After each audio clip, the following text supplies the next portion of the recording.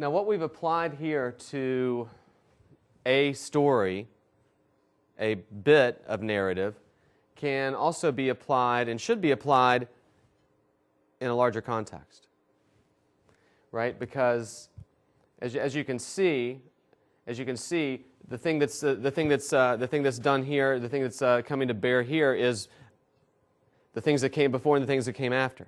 You can put it up on a bigger scale, and so let's kind of apply this to, say, the book of Judges, for instance.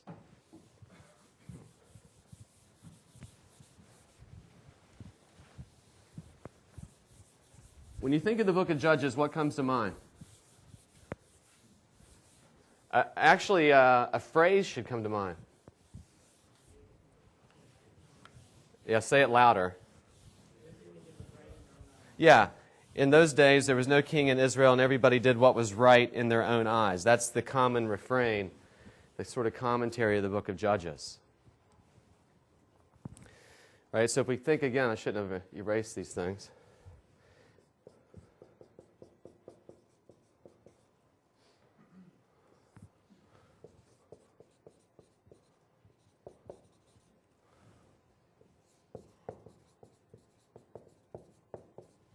Right. Now, there's lots and lots of characters in the book of Judges, and we're not going to name all of them. We'll just use a handful. But this time, why don't we just, for the sake of it, work from the top down? Well, let's work from this part. Let's work from the middle out. What kinds of things are pouring into and pouring out of the book of Judges? Okay. Well, let's see. Let's just put this.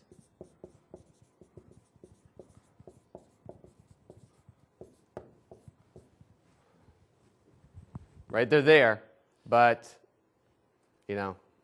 it doesn't look too promising. The land is okay, but they don't look so promising. What else? What's the precursor for the book of Judges? Well, you just had Joshua and the end of the Exodus. Yeah. The end of the wilderness wandering. Right. Joshua and the conquest. We put it that way?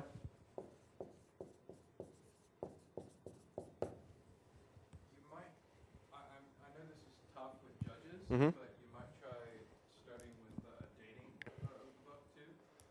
Okay. Just saying, when did this? You have context of just after Joshua. Yeah. But Yeah. I think that's important to do to date it. We won't put it up here, but we won't get into a whole discussion about it. But if we look at the Exodus as being something like 1450, something like that, then it's not so hard to kind of place this, I think, on a chronological timeline. Yeah, we can at least say it happened between 1450 and 1000. Yeah, sure. And then, of course, if we bring things up, it would show why that's significant, right? And of course, but it is significant. But I'm not going to put it up here, but still. Okay, what else?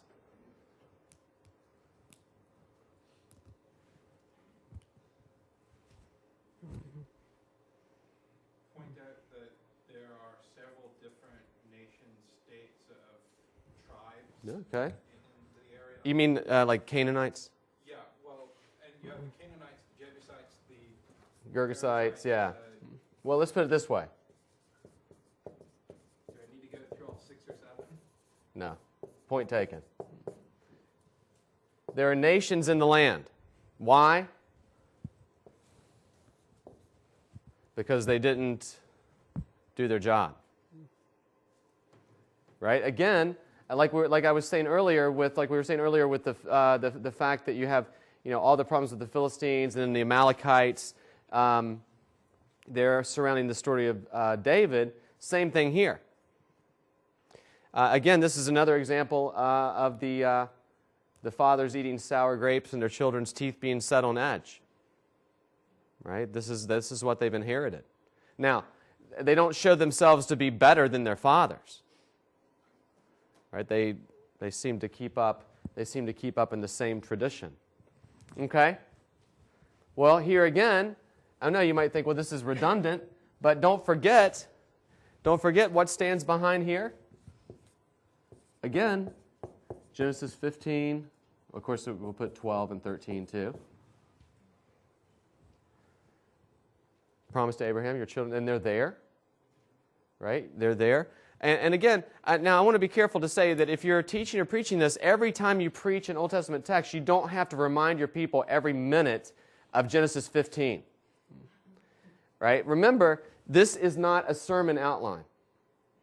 Right? Nor is it Bible study methods. What we're talking about is simply reading a narrative. Right? And all the things that we should be thinking. Right? Because this is part of a larger narrative. All the things that should be in our minds when we're reading it, that should be informing how we read.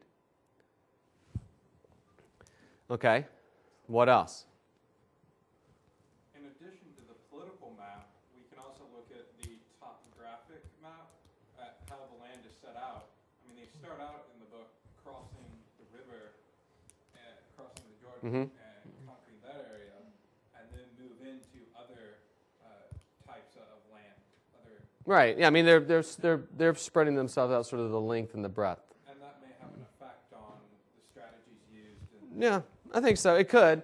Most of the strategies are strategies to fail in Judges, though. So, that's basically what I'd say about that. There's some examples. There's some different examples, but even those, we'll take a look at something related to that in a minute. This is a little bit more of the same, but in Judges 2, you also, it's not just that the nations are in the land, but there's kind of a promise that they're going to continue to be a thorn in the side. Yeah. They're going to continue to be in the land. Yeah, they're not going anywhere. They're not going anywhere because why? Again, it goes back to the fact that Israel in the land manifests exactly what they did in the wilderness. Right? What they're doing in the land is not different than how they lived in the wilderness. That is, as a whole, in rebellion. Right? So you could draw this back, and it doesn't really matter how you do it.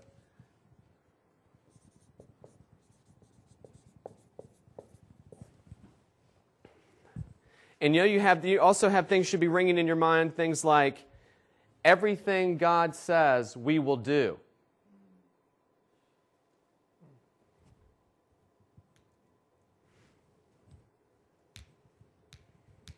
And then, also predating Judges is you have some dramatic victories in the book of Joshua. I mean, you got guys standing on the necks of kings there. It's pretty sound defeats. And so another thing you have here is for the most part, you have the figures of Joshua and Caleb sort of compared now over against most of the characters in Judges. Not all, but the majority. Right? So what is happening? They're in the land, but things are not getting, every day and in every way, they're not getting better and better. They're getting worse and worse. Now, also, what's going to happen in the book of Judges is, the upshot's going to be, they're going to say, hey, we need a king, like all the nations have. These nations are giving us problems all the time. We're going to need a king like them. That's coming up right afterwards.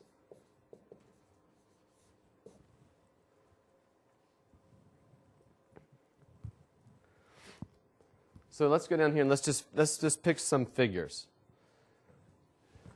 I'll pick them. Ehud.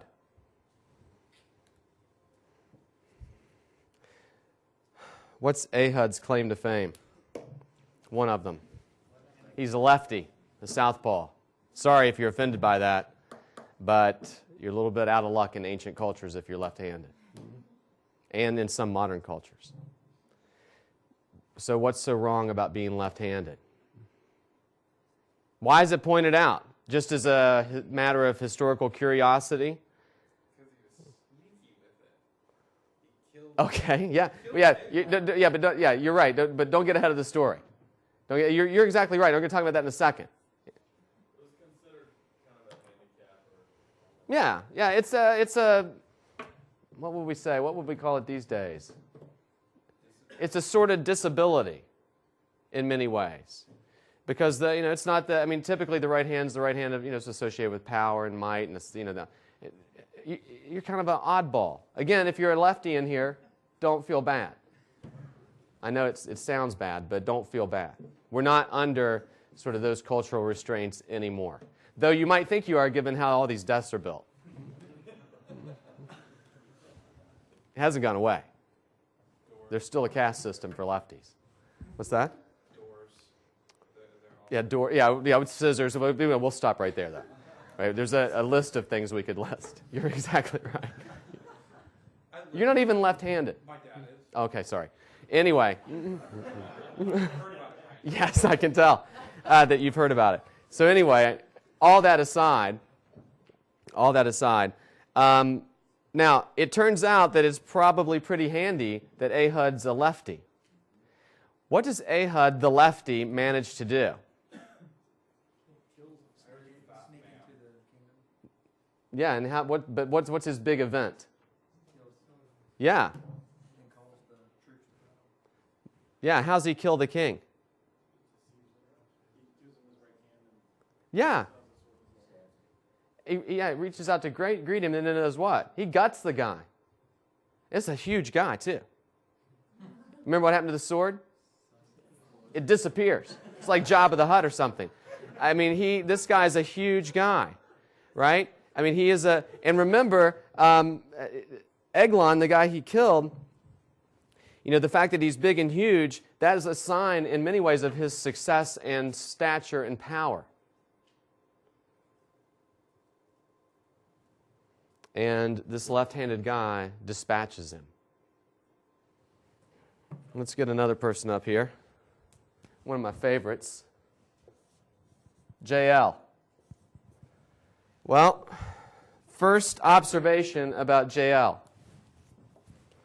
First most easiest observation. Yes, JL is a she. And again, so what?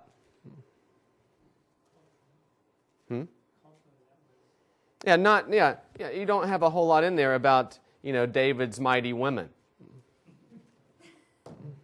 You just don't. Not only that, Jael's a woman. Who's the judge? Deborah at that time.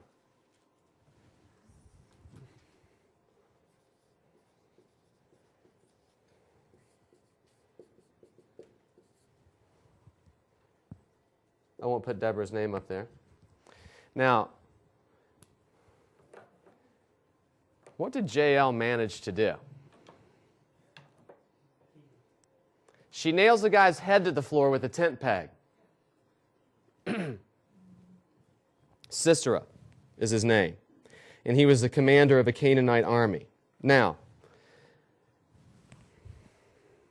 if you're a mighty general and leader of an army, and you're imagining the songs that are going to be sung about you after you're dead, it does not include having your head attached to the floor with a tent peg by a woman. That's not the kind of thing you dream of in the morning if you're a soldier or a mighty warrior. I just hope I'll be remembered as that guy. Right? And now, how many whacks it took or all that kind of stuff, I have no idea, but she did it. And so it's an incredibly, one of the reasons now I'm not making light of it, but it is, in this sense, a foolish story. In the biblical sense, it's a foolish story. Just like the story of the lefty is a kind of a foolish story. Right? These are not sort of mighty people. Well, let's do a popular one. Gideon. Who's Gideon?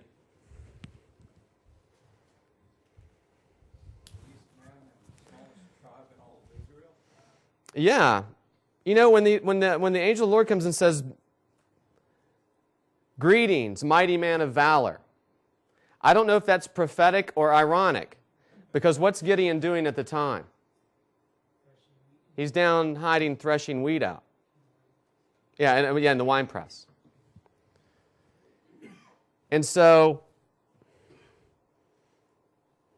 what's one of the things that comes to mind when you think of Gideon? Doubt. Doubt. Now, Gideon ended up doing great things. But when somebody says, I need to put a fleece out, which is a phrase I can't stand, because what it says is, I need to practice some unbelief right now. That's what I'm doing. Because that's what putting the fleece out is. It's like, okay, I'll believe you, but here's the deal. Remember the story with the fleece? What was it all about? Puts the fleece out, what has to happen? Yeah, the fleece, dry, ground wet. Right? So next time somebody says, I'm just putting a fleece out, say, wow, you should be believing, not unbelieving. And so then he comes out and he's like, oh, yeah, it's dry. Oh, but, hold it. Just to make double sure, what? Let's have the opposite. And then that happens. Right? Now, I don't think it's just merely a story about Gideon's unbelief, but it's pretty prominent. Gideon is not showing himself to be like when David comes out and says, who is this uncircumcised Philistine? Right? You can compare it with that sort of statement, that sort of action. And then what happens? Through a series of odd events, his army is whittled down from 32,000 to 10,000 to 300. And you know some of the things that happen. It has to do with the way people drink, down at the water, all kinds of, it's a strange story. It's a strange story. And so he ends up from 32,000 down to 300. Typically, we tell this story in terms of like a hero story about Gideon and the 300 men. But it's not a heroic story about Gideon and the 300 men. What is it? It's a story about God defeating the army through a completely unlikely means. Why does God whittle it down from 32,000? Who gets the glory? God does. God does. And that's the point. Who gets the glory when Jael, not a cultural standout because of her position and everything else, who gets the glory from that? God does. Who gets the glory in this story? Ahud does. Now, what about Jephthah? He's another. I can never spell Jephthah. P-H-T-H-A-H. P-H-T-H-A-H. That's a weird name. Okay, there's not much, we won't say too much about it, but what's his claim to fame? Do you know? His mother's a prostitute. That's kind of his family line. He's one of the judges. He's one of the ones that does something too. Now let's consider the most difficult judge of all. The one who's a standout in Sunday school stories. Right? I can remember stories of this guy when I was a kid, and it was just all about that jawbone and the things you can do with a jawbone or a stick. But again, that misses the point of the story. Samson's not a moral exemplar. He isn't. Now, we like tough guys, so we like to talk him up. But the Bible doesn't really talk up tough guys. Now, sometimes it does, right? David's mighty men, for instance. But, it talks them up for a purpose because of the things they accomplish on behalf of the name of God. But what about Samson? What's the really confusing thing about Samson in the Bible? Where else is he mentioned? Hebrews 11 mentions Samson. In the same section where it mentions Abram. How is that possible? I can't hear you. Yeah, Gideon. But I mean, Gideon gets off to a slow start, but then he does become a mighty man of valor. He really does. It's just he gets off his beginning, his beginning didn't have that promise. That's what I would say. And that fits another biblical trajectory we could talk about. But yeah, Gideon's beginnings do not sort of foreshadow what he's going to end up doing. Well, Samson is arrogant, and he's a liar.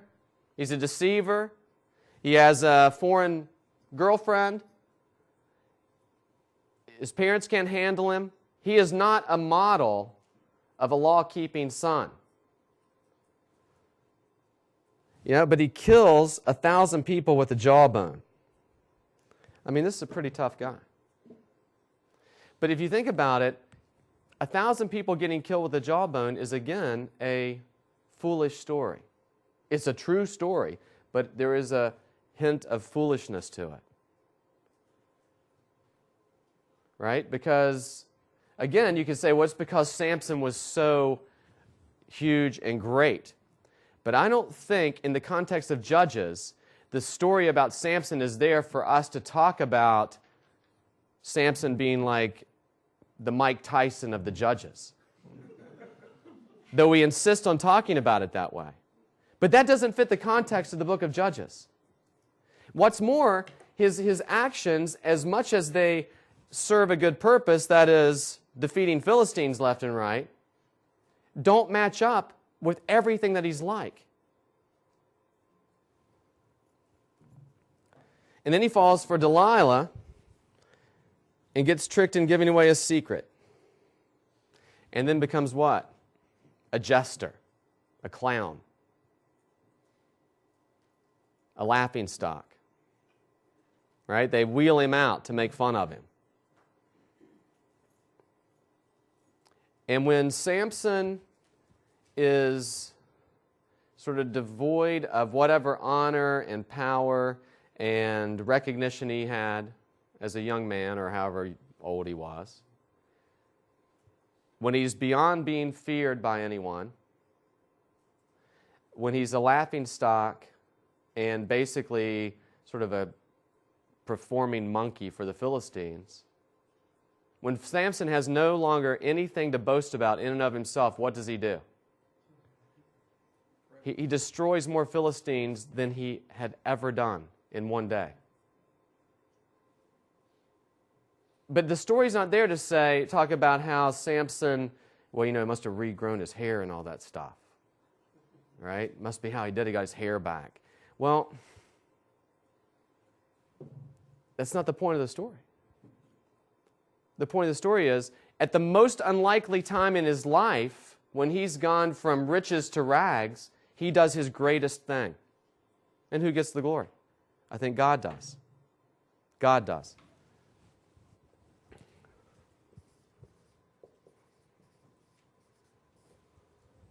So those are just some examples. And there are good examples and there are horrible examples in the book of Judges. But, as we said,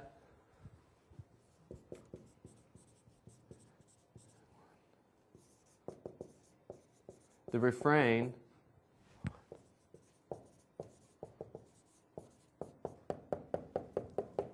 everyone did what was right in their own eyes, because there was no king in those days.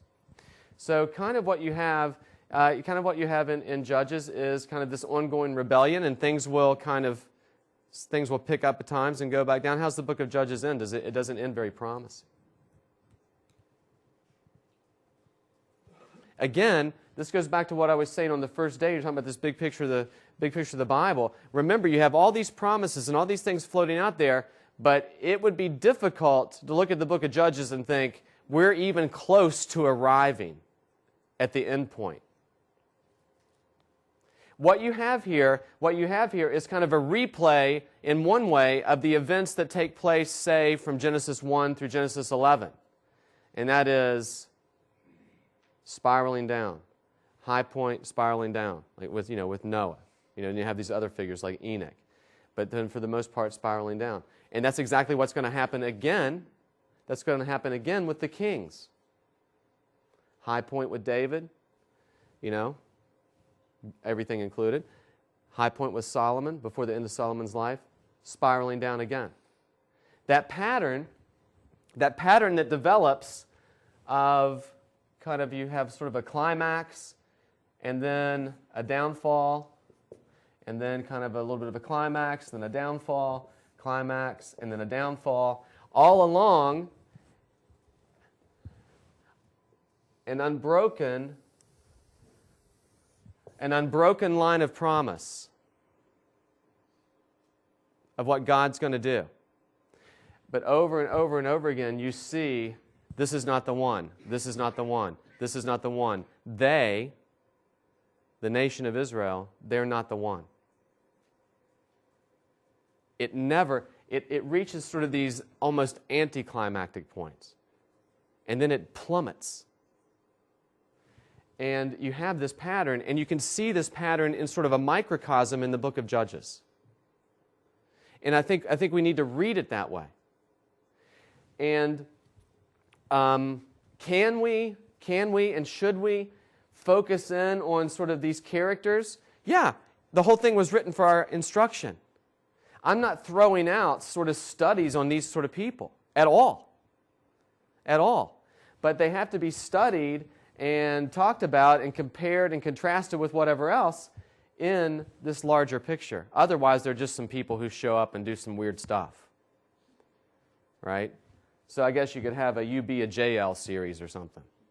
Or a Be a Ehud. I don't know what that would mean. But anyway.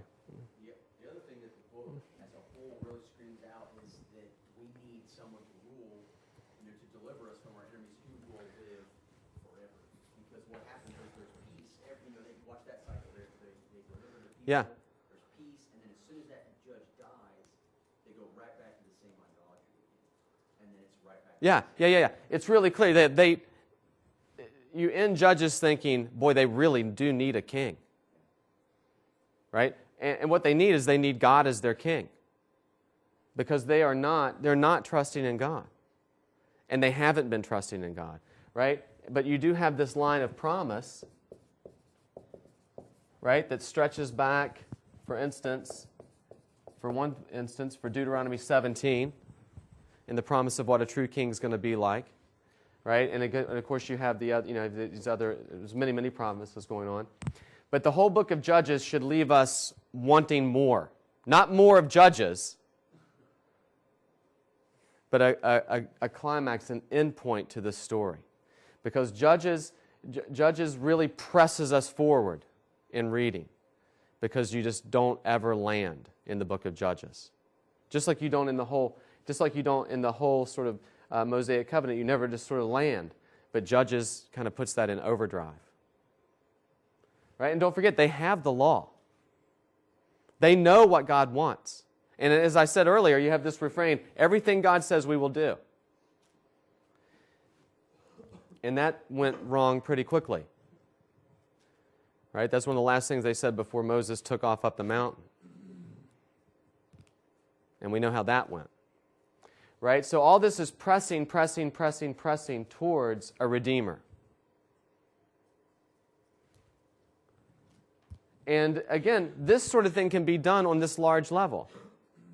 It's a little more difficult. It's a little more difficult because it can kind of devolve into just generalities.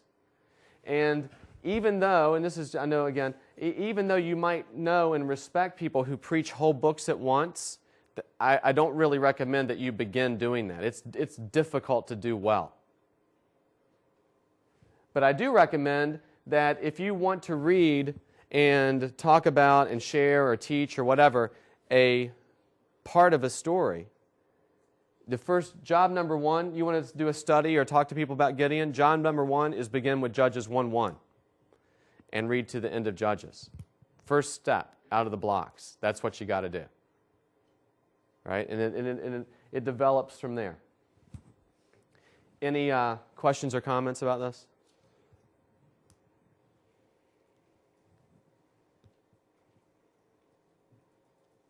No? Well, we'll leave this behind us now, and you'll have a chance to work this exercise out on a text that I assign.